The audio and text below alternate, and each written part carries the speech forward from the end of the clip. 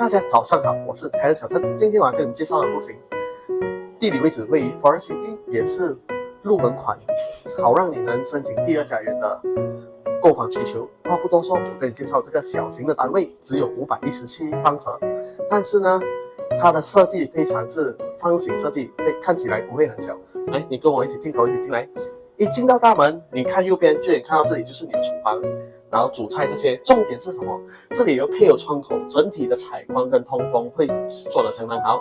再来，你转你的左侧，这个所谓的嘉义房，然后我们看的其实是一个样板间，发展商把它做成小孩的房间，更善用把空间做大化。OK， 来，我现在带你们看的是客厅，还有饭厅。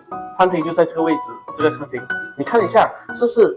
虽然是最小的单位，但它呈现的宽敞度感觉不会很小，因为为什么呢？它是方形设计，加上配有这个3个落地窗，落地窗外也是有配有一个3层宽的阳台，所以整体的感受采光是非常不错的。现在我带你去看主人房，还没有到主人房之前，这里就是一个洗手间，然后在里面呢就是我们的冲凉的地方。这种高楼的建筑最重要就是通风，所以它每个厕所都配有这个窗口是非常加分的。再来你看一下它的主人房，所以一样的东西，方形设计加上窗口很大户，整体的呈现感就非常宽敞。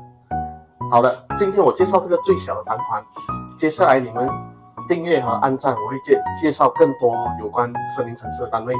所以我今天分享到这里，喜欢我的影片记得按赞跟分享，我们下一期再见，拜。